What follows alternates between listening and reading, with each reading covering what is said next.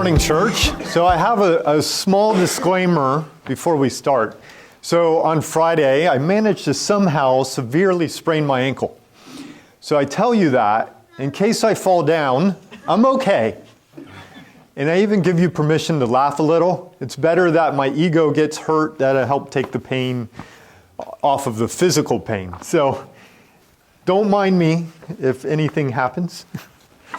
But my wife's okay. She doesn't have an excuse.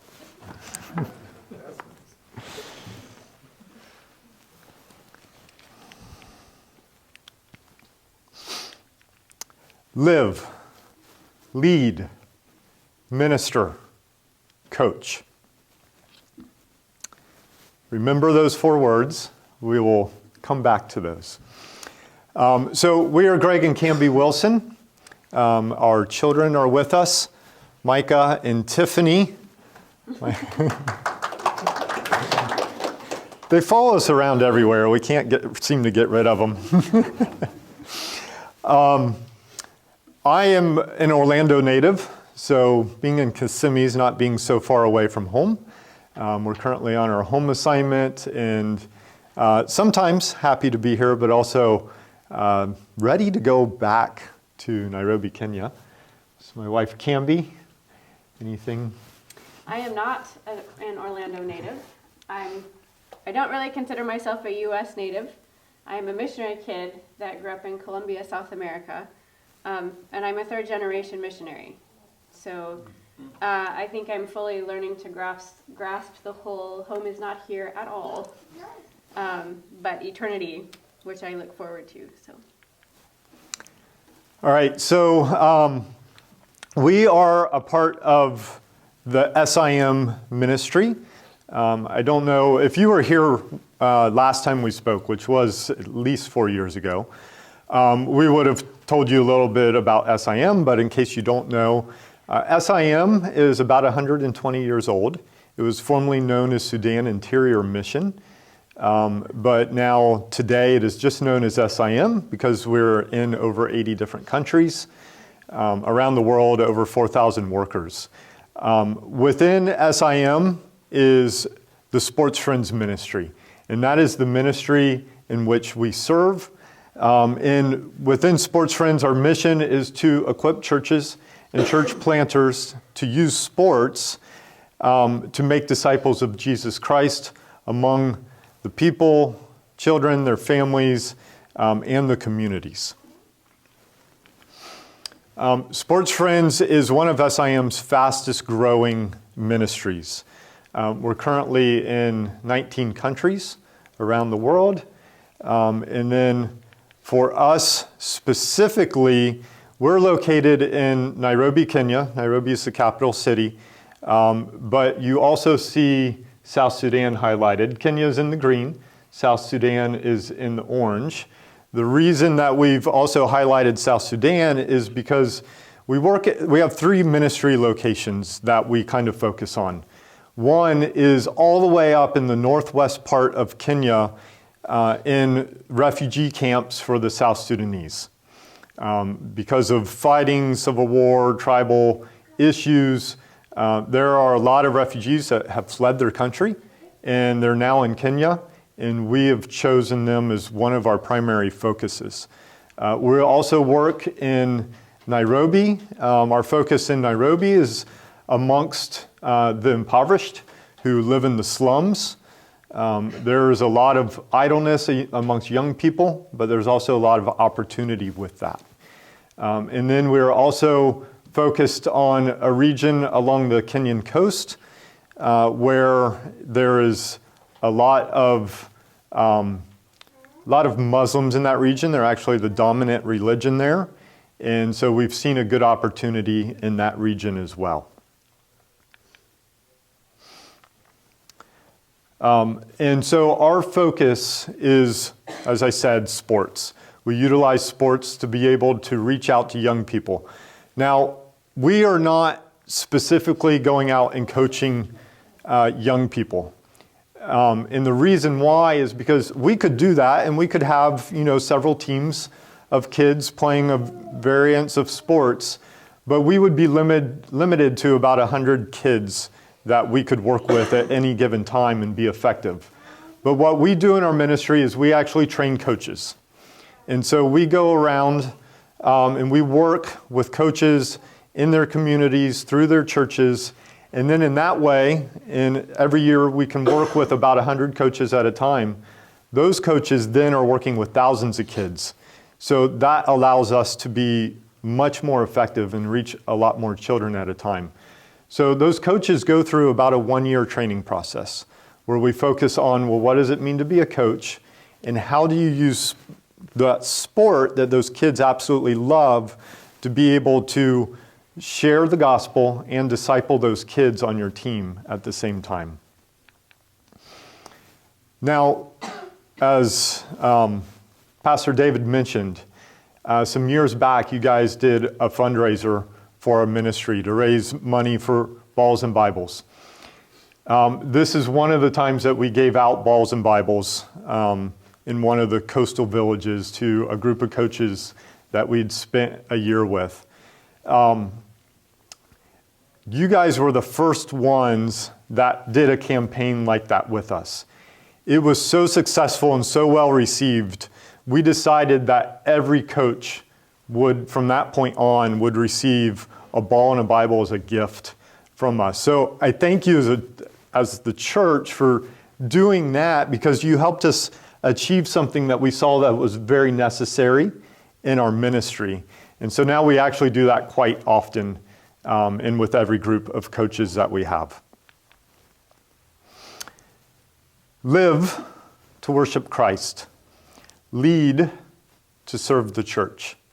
Minister to make disciples. Coach to develop skills. These are the 4 foundations of our training. We can't take you through that whole training, but we want to give you a glimpse of what each of those things mean. But we're going to tackle it in reverse order, and we're going to start with coach to develop skills. She has a smile that defines her name. Coach Joy is the one female coach in that picture. And she is an answer to prayer. We had been struggling to find female coaches to work with the female girls. And Joy was one of a handful of girls that used to practice on the pitch. And I say pitch because it's not a soccer field. It's a piece of land that's filled with dirt and dust and rocks and glass and barbed wire. So we call it a soccer pitch in Kenya. In fact, we call it a football pitch. So if football should come out of my mouth, it's not because I'm excited about tonight. It's because football in Kenya actually refers to literally football, soccer. Anyway, our coaches were working with a bunch of kids in Joy's area around the ages of from 8 to 25. And we're just finding that the girls they needed a female coach to be with them. And we were trying to encourage our team to find some female coaches that could come alongside and be with them, because it was just a situation where we did not want unhealthy relationships between the girls and their coaches. And the girls needed someone who could understand, because it isn't just coaching, it's also ministry. It is discipling these girls, and it was just putting our male coaches in a place that the girls were either not open or they were a little too open. And so we needed a healthy alternative. So we began to pray. And God did not answer the prayer right away. He had us wait because he was working on Joy's heart. See, Joy has physical scars on the outside of her body.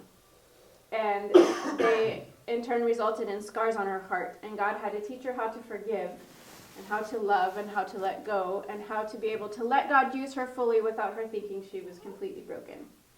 And when God got to her heart, she stepped up and she became one of our female coaches. As Joy began to grow in her walk, she began to remember the impact that her coaches had on her life. In fact, one of her coaches actually led her to the Lord. And she began to feel the tug and eventually answered the call to be obedient to God, to work with the kids and to be our female coaches. Today, Her scars are uncovered. She smiles unashamedly, and she coaches, and she is responsible for coaching 50 other kids alongside another coach. Coaching sports is at the core of our ministry. It's our bridge to the young people as a way to enter into their lives and be able to have an influence on them and also into their families' lives. Many years ago, there was that moment where God called me into missions. And I was like, huh? What? Because my life was not going in the direction of ministry. But I did know that I wanted to obey. I didn't want a Jonah moment in my life. And so I kind of set out to figure out, okay, God, what is it that you want from me? What are you calling me to? And I had an opportunity to go to Kenya to just do a short-term mission trip, try to kind of see, well, what's here? What would God want? And my intention wasn't to end up in Kenya. I was just trying to find out what missions was about. And there was a point during that trip where I had the opportunity to spend some time with a gentleman who was there administrating a health clinic. And he was just sharing a story with me about how a friend of his who was a doctor had been called to start this health clinic in Kenya. But this doctor became so overwhelmed with the administrative work that he wasn't actually doing very much doctoring. He was doing more administration than he was doctoring. And so he called this friend and said, hey, I need help. You're good at administration. Would you come and help me out with my clinic? And the guy said, yes, I'm good at administration. I can do that and thus open up the door for you to be able to focus on the thing that you love and the thing that God has gifted you with. That conversation just kind of slipped into the back of my mind. I didn't think much of it at the time. But after those months that I spent in Kenya and I'd come home and I was asking God, okay, what was that all about? What was the purpose? Still, what do you want from me? Then it clicked. Like, oh, you use us where you've gifted us. And I started to think about all the times that I had made connections during that first trip, playing soccer or playing basketball or playing volleyball. And I thought about the fact that, okay, God, you've gifted me with sports. I'm pretty good. Probably not great, but I'm good. At least I think so. Not currently. I can't do much right now, so I can't prove it to you. But God was showing me, Greg, I've gifted you with something. Would you use that to serve me? And so from that point, then I started to move in that direction and started to say, okay, Lord, you can use this thing that you've given me that I love. This will make that good bridge to be able to make those connections with young people and with young adults and be able to teach about who you are and about what you did for us through Jesus. So then I would ask you, how do you make connections? What are your areas of interest? What do you love doing? Have you ever thought about utilizing the things that you love, the things that you're good at, so that you can build relationships to share the gospel? It's not just something that can happen through sports. That's how we do it. That's how we manage. In fact, I love watching my daughter on our mission compound. She likes gymnastics. And there's several girls who are a little bit younger than her. And she is always trying to show them the new things that she's learning in gymnastics and trying to help them do the same thing. It's just a natural connection point, isn't it? Yeah. And so where do we see this in the Bible? I think we see it with the Apostle Paul, with Aquila and Priscilla in tent making, right? There's a point where he went to Corinth and he was just trying to figure out how am I going to manage, how am I going to live? Well, Paul knew how to make tents. Priscilla and Aquila knew how to make tents, and they partnered together. They spent a year and a half together.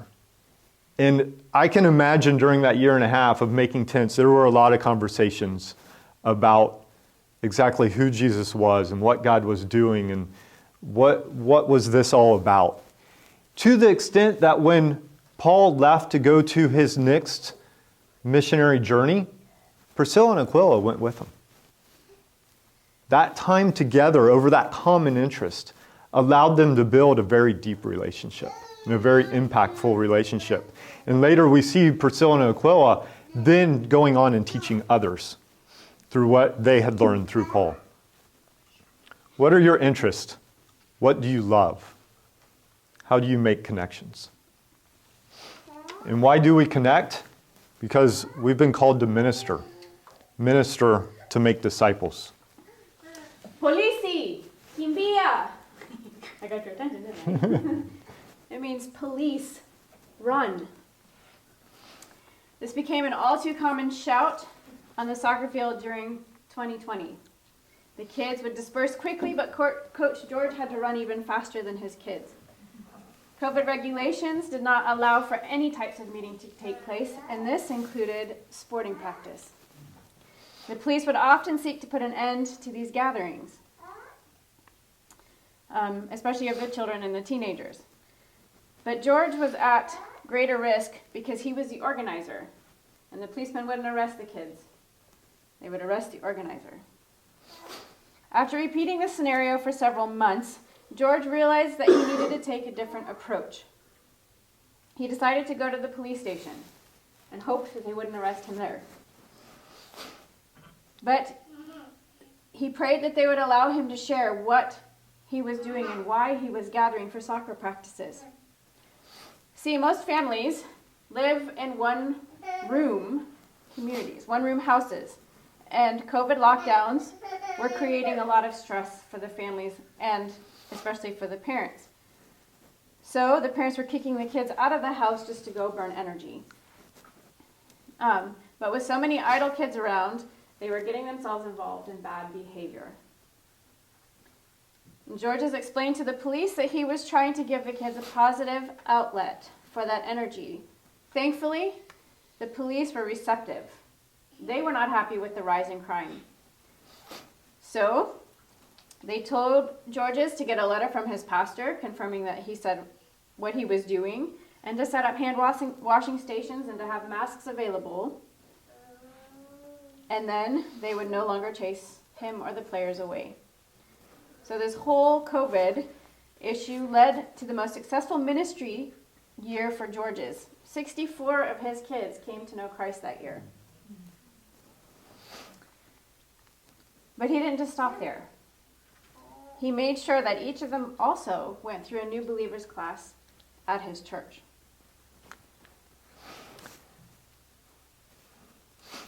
As we focus on sports and coaching, that's our connection point with young people.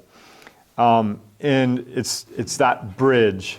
But one thing that we remind our coaches of is that, it's easy to run a sports program, but it's hard to run a sports ministry. There's a big difference. Kids will come. You get out a soccer ball and kids just show up. So that part is easy, but sometimes it's hard to be intentional. And, I think about in my years, from the time I was very young, my parents had me in soccer clubs. And all the way up through high school, always played soccer. And, I look back at that and I think, my coaches were very influential on me. And I really appreciated everything they did. But the reality is they were concerned about the soccer program. Their main focus was, how do we improve Greg's skill and all the other players' skill so that we're more likely to win games? But we want our coaches to focus on more than just the skill. We want them to focus on the heart. How do we see improvements in their heart? We get to interact with a lot of these young people as we go and we visit the coaches and see how their sports ministry is going. And one thing that's very clear is that we see in the different communities that we work in and just because of the culture, there's not a lot of care that's given to young people. Parents are often not very engaged. Teachers are just there because it's a job. And so a lot of times for the young person, the coach is the guy or the girl who's showing the most interest in that child. And so the opportunity and the impact that they have is significant. But this doesn't mean that it's easy for our coaches. There's one thing that we direct them to, right? Because every coach that we work with is a part of a local church. That's a requirement. And so they could very easily just go and collect all the kids from their church and start a team. But we tell them, no, that's not what we want you to do. When you have set all your plans, you have that in place, and you're ready to start recruiting for your team, only fill half of your positions on the team with kids from your church. And then take those kids and tell them, go home into your community, your neighborhood, and find your friends that don't go to church at all. Bring them. They're going to make up the rest of our team. So we do that because there's two things that we're trying to accomplish. One, the coach now has believing young people on his team that he can help guide and start to disciple. But then, of course, also he has young people who don't know Christ that now he can evangelize, teach about Jesus, and then the other young people on the team are seeing this done. And they get to participate in it, and they get to learn how to share the gospel as well. Every time we teach this to our coaches, I'm reminded, I need to do this too. Am I being intentional with where I spend my time? Am I only hanging out with the other missionaries and my other Christian friends and all of our coaches? Or am I also taking time to get to know those who don't know Christ? Am I using the things that I enjoy to connect beyond just those who have a like-mindedness to me? You know, in Mark 2:17, Jesus said, "It is not just the healthy who need a doctor, but the sick. I've not come to call the righteous, but sinners." It feels good to have like-minded people around us, but we also have to be intentional and go beyond that. Are you helping others to get to the doctor? Are you being intentional with ministry to the lost? Lead to serve the church. Clement is a young man from South Sudan. Excuse me. He left South Sudan many years ago because of turmoil and fighting in his country. As he told us one time, he said, he left because there was just bullets everywhere.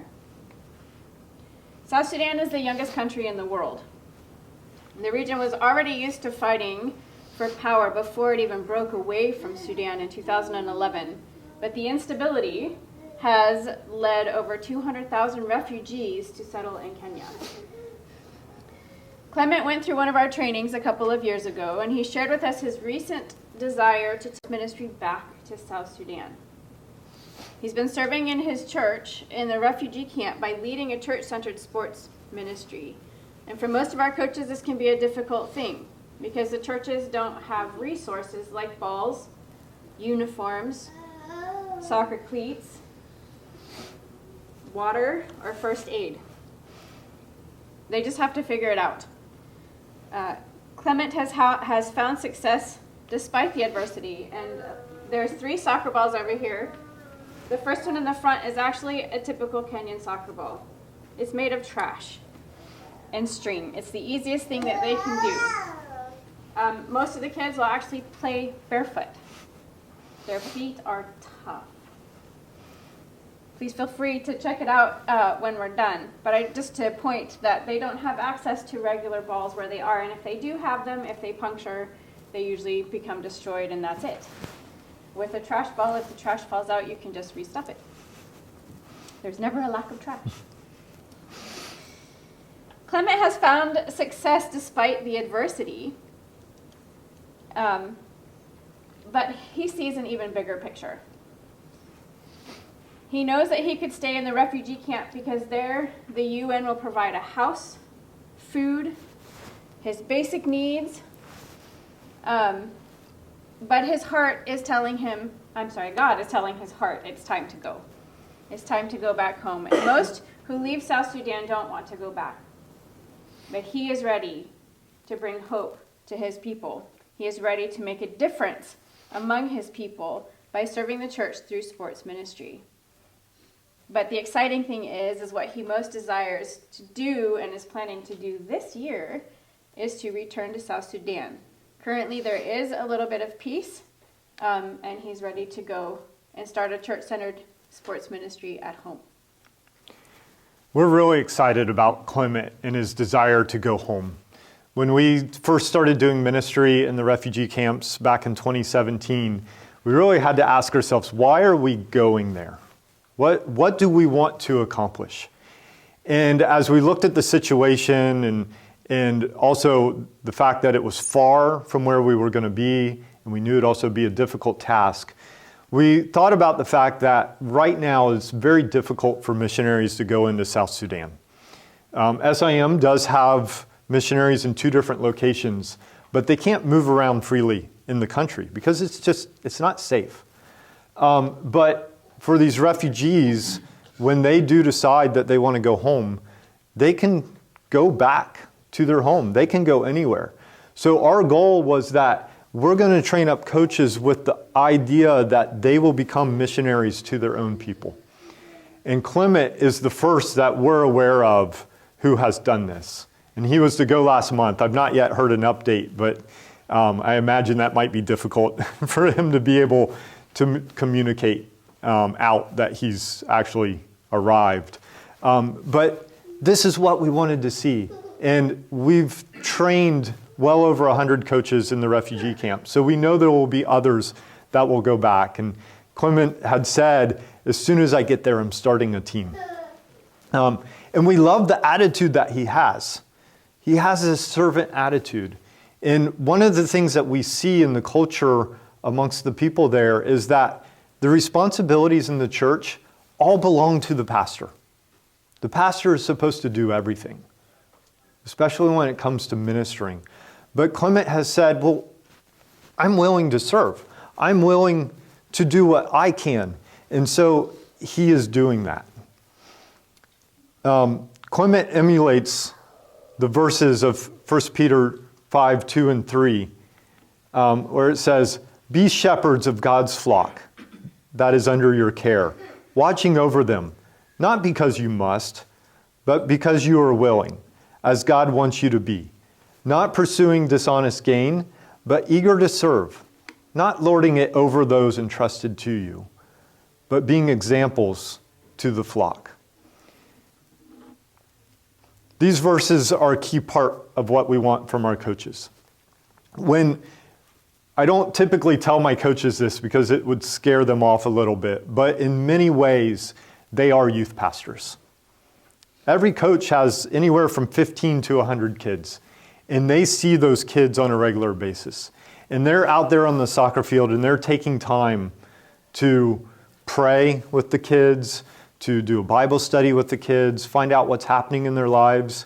We tell the coaches, hey, after practice, pick at least one child, walk all the way home with them. When you get to the house, greet the parents. If they'll invite you in, sit down, get to know the family. They are youth pastors. They are ministers. And coaches like Clement, they understand the assignment. That it's not just about the sport. It's not just about ministry on the field, but it's about the bigger picture of the kingdom of God.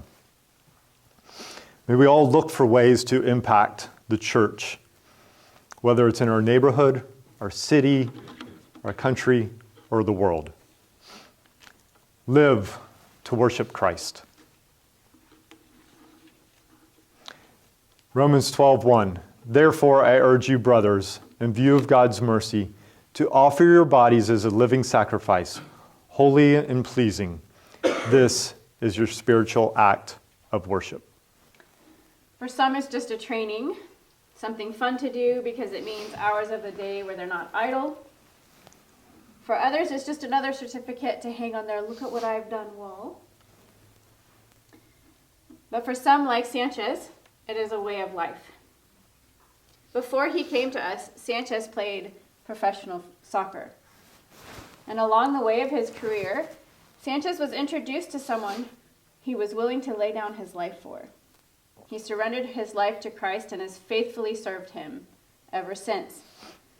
Sanchez answered the calling to step down from playing professionally and to take the gospel to the neighborhood he grew up in by the means of soccer. When Sanchez attended a sports friends training several years ago, he said the pieces started to fit. He was given the tools that he needed to do, and he loved what he was doing. If Sanchez is not surrounded by hundreds of kids on the field, he's surrounded in his home by all these kids. Not just his own kids, who he has 4 of his own, but his house is always full. Sanchez sees his coaching as more than coaching. He sees it as a witness, as reaching out and to showing the love of Christ to those who needs it. And the awesome part is that his family understands this, and they partner right along with him. They open kids and coaches with open arms. Sanchez's role has changed a little bit throughout the years, and instead of coaching, he has become a trainer of coaches. But you will still find him out on the soccer field, encouraging the kids and encouraging his coaches. If there ever was a man who fully lived what he believed, it would be, without hesitation, Sanchez. And while titles and promotions can cause many people to become arrogant or even slightly proud, Sanchez continues to still be one of the most humble men that we know. He remains teachable, is always willing to learn, and is always dropping to his knees and seek advice and help and wisdom from his best friend. This is more than just sports for Sanchez. He is wanting to give an opportunity for everyone that he comes across with to experience a love for their Creator, and he will do whatever is needed and will go wherever is needed, no matter what the cost. Sometimes I wonder why God created us with such a strong sense and enjoyment of competition, which of course a lot of us will watch tonight, Super Bowl, and we'll root for our team, and those players will play the hardest game of their year.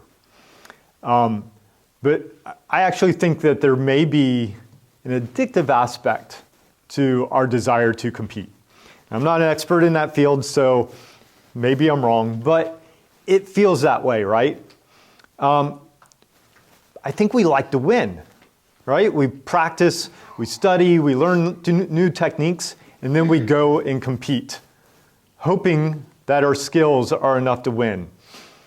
But sometimes that desire to win is so strong that we cheat, or lie, manipulate, mislead, or use people. I know it's not starting to sound so much like a sport, but more like everyday life. One of the first things that we do with our coaches when we start a new group that we're training is we hold a little friendly tournament. Split them up into teams, and we compete in several games. And then at the end of it, we declare who the champions are. But then we ask them a question. But who are the real winners? We ask questions like, who was the most respectful of the officials in the opposing teams? Who demonstrated honesty and integrity in playing by the rules? Who included and encouraged each one on their team, whether they were a good player or not? Who played for the good of the team rather than for winning individual honors? Who focused on playing to the best of their ability without being obsessed with winning first place? And who responded to opportunities to point others to Jesus as they played? The initial response to these questions is usually silence. As they start to think about how hard they competed and maybe how they bent the rules or just flat out cheated, doing everything they could possibly do to win, because we love to win. But then they start to slowly come around as they think about who had good sportsmanship. And they slowly point out those who had the most Christ-like attitudes and behavior during play. But then we go on to apply this to their lives, because we want to live to worship Christ. So we change the questions a little bit, and we ask, are we respectful of others, no matter if they have authority over us or if we have authority over them, or if they're our peers? Do we live our lives with integrity and follow the laws of the land? Do we treat everyone around us with respect, especially those who have less education or abilities as us? Do we seek the good of our family, neighbors, co-workers, and community, or do we put ourselves first while bringing those around us down? Do we try our hardest and seek to glorify God no matter what the results may turn out to be? And do we look for opportunities to point others to Jesus in every interaction that we have throughout our day? This is always convicting to me whenever we do this, but it's also the reminder I need as I seek to live to worship Christ. You see, we're always being watched by somebody. For our coaches, it's a team of young men or young women who will grow up to be spouses, parents, employees, and leaders. Who's watching you? Who are you impacting? Do you live to worship Christ? Colossians 3:12 through 17 says, "Therefore, as God's chosen people, holy and dearly loved, clothe yourself with compassion, kindness, humility, gentleness, and patience. Bear with each other and forgive one another if any of you has a grievance against someone. Forgive as the Lord forgave you. And over all these virtues, put on love, which binds them all together in perfect unity. Let the peace of Christ rule in your hearts, since as members of one body, you were called to peace. And be thankful. Let the message of Christ dwell among you richly as you teach and admonish one another with all wisdom through psalms, hymns, and songs from the Spirit, singing to God with gratitude in your hearts.